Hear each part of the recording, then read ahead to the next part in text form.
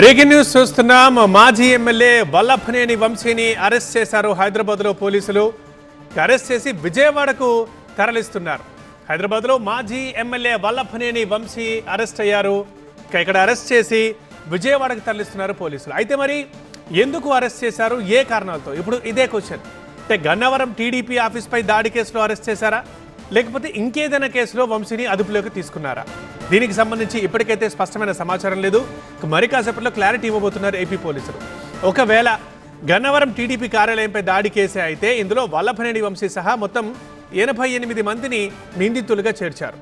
ఈ నెల 20న వంశీ దాఖలు చేసుకున్న ముందస్తు బెయిల్ పిటిషన్ మీద తీర్పు రాబోతోంది. 20వ తేదీన, అంటే ఇంకొక వారం రోజులు ఉంది. మరి ఈలోపే వంశీ అరెస్ట్ అవ్వడం ఇప్పుడు కీలకంగా మారింది.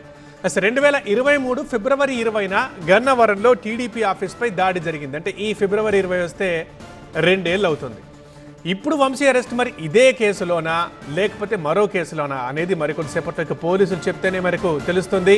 ఇప్పటికైతే బ్రేకింగ్ చూస్తున్నాం. హైదరాబాద్లో మాజీ ఎమ్మెల్యే వల్లభనేని వంశీని అరెస్ట్ చేశారు, విజయవాడకు తరలిస్తున్నారు పోలీసులు. అయితే ఏ కేసులో అరెస్ట్ చేశారు, ఏంటి విషయాలనేది మరికొద్దిసేపట్లో పోలీసులు క్లారిటీ ఇవ్వబోతున్నారు. అప్పుడే పూర్తి కారణాలు తెలుస్తాయి.